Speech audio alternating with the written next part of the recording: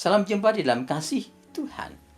Saudaraku, di masa pandemik virus corona ini, semua tempat dan sarana publik ditutup untuk sementara waktu dan dilarang untuk mengadakan pertemuan berskala besar lebih daripada 5 orang.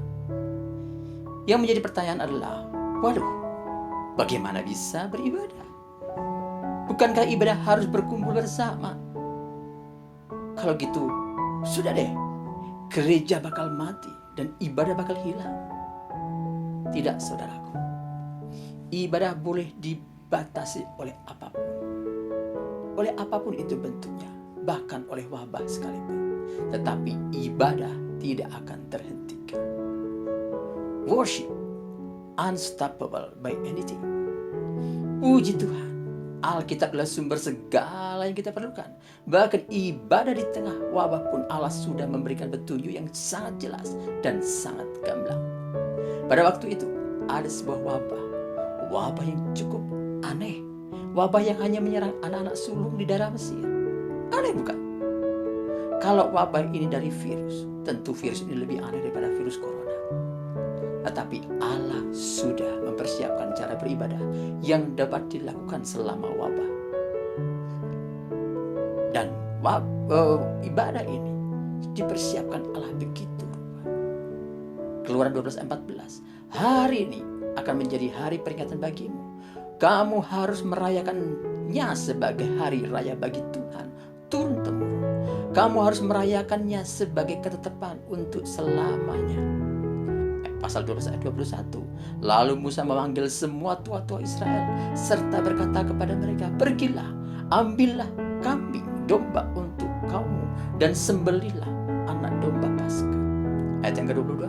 Kemudian kamu harus mengambil seikat hisap dan mencelupkannya dalam darah yang ada dalam sebuah pasu.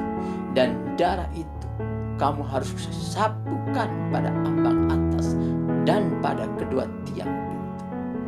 Seorang pun dari kamu tidak boleh keluar pintu rumahnya sampai pagi. Dilanjutkan ayat 23. Dan Tuhan akan menjalani Mesir untuk melulahinya.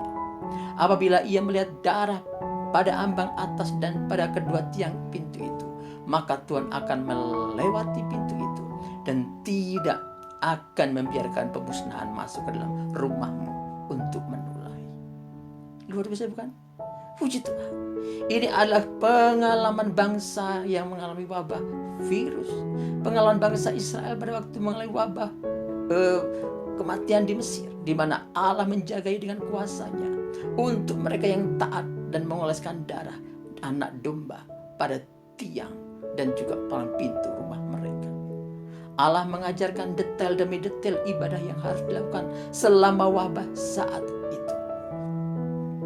Orang Kristen tidak perlu pusing-pusing lagi dan berpikir bagaimana ibadah kita. Tuhan sudah mengajarkan kepada kita bahwa ibadah kita dilakukan di rumah-rumah. Ini tidak menyalahi aturan karena Allah sendiri sudah pernah mengajarkannya di tengah wabah yang terjadi pada saat itu. Ini menjadi ibadah alternatif selama pandemi, di mana ibadah ditarik pelaksananya ditarik kepada lembaga yang terkecil yang diciptakan Allah, yaitu keluarga. Jadi kita tidak boleh juga merasa beriman dan mencoba untuk melakukan ibadah seperti biasa dan menghakimi yang lain yang tidak beribadah dengan kata itu kurang beriman. Ini bahaya, bro. Sudah banyak contoh kegiatan kumpulan massa dan ibadah yang akhirnya menjadi sarana penyebaran virus, yang akhirnya menciptakan klaster-klaster baru penyebaran virus corona. Dalam Amsal 22 ayat 3 sudah mengajarkan kalau orang bijak melihat malapetaka, bersembunyilah ia. Tetapi orang yang tak berpengalaman berjalan terus, lalu terkena celaka. Mari kita berbuat bijak. Mari kita lakukan ibadah kita di rumah. Apalagi ditunjang dengan sarana dan prasarana online atau media sosial yang ada. Saya yakin hampir semua gereja sekarang sudah melakukan ibadah online.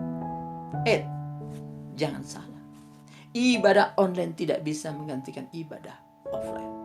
Ini hanya selama wabah terjadi.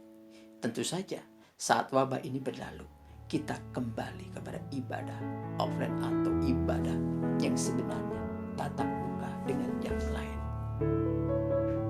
Dan tidak ada alasan untuk kemalasan.